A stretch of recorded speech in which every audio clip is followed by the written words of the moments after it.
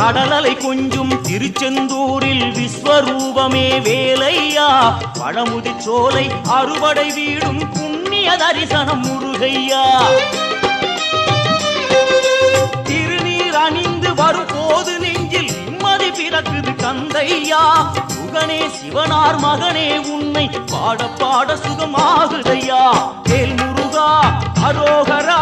அரோகரா வேல் முருகா